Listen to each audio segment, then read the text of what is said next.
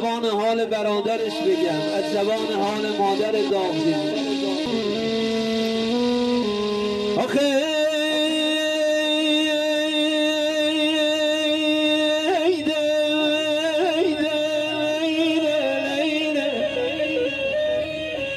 سر قبرش گل لاله بکاری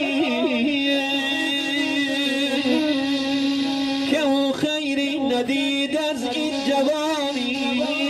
عزیزان داغ دیده، برادر داغ دیده، مادر داغ دیده، اقوام، دوستان، آشنایان، شما خداحافظی کردید با علی عزیز. گفتی علی جان برای همیشه خدا نگهدار.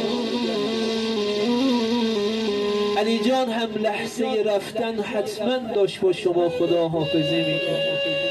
میگفت اگر بار گران بودم رفتم، اگر نامهربان بودم رفتم. نمیدونم اون لحظه آخری حتما گفتی علی جانه از این به بعد هر وقت بخوام به دیدارت بیام باید با دیده گریان بیام، با چشمان پر از اشک بیام. اگر بار گران بودم خدا حافظ، خدا حافظ.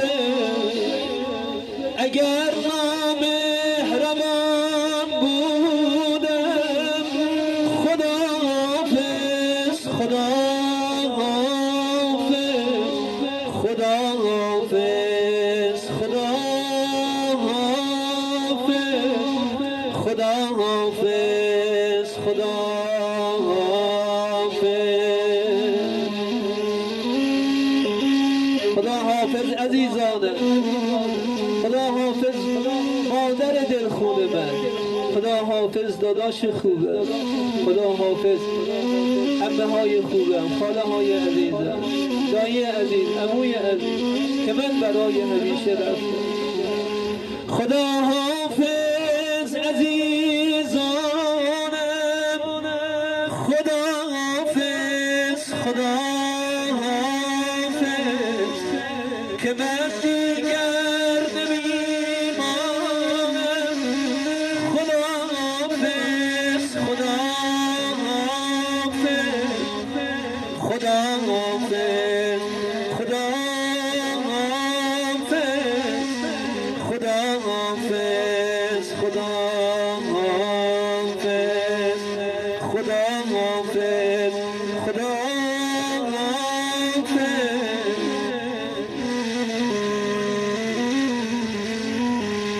اب میبارد و من